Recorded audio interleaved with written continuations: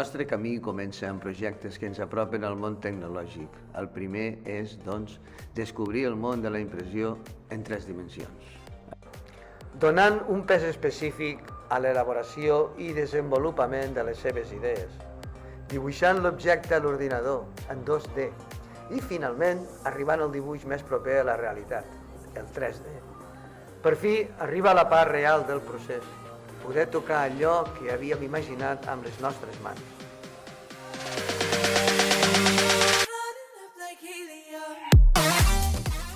Continuem avançant investigant en el món de l'electricitat i dels circuits elèctrics. Aprenem fórmules i unitats que ens seran útils més endavant. Dibuixem els esquemes, muntem i provem els nostres circuits. Ens iniciem en el pensament computacional i la programació, utilitzant eines informàtiques i components electrònics per a la construcció de petits projectes.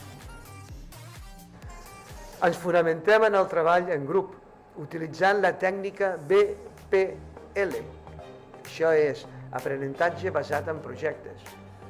Desenvolupem el disseny i producció buscant una finalitat pràctica del nostre entorn. Finalitza el projecte amb la seva publicació en una pàgina web a mode d'empresa. Ens recolzem en l'assignatura d'informàtica per reforçar aquest aprenentatge. Un dels objectius del batxillerat és la preparació per a la superació de les PAU, les proves d'accés a la universitat. Un altre és que els nostres alumnes surtin del centre amb els coneixements per anar a aquesta universitat o fer cicles formatius. Però això és una altra història.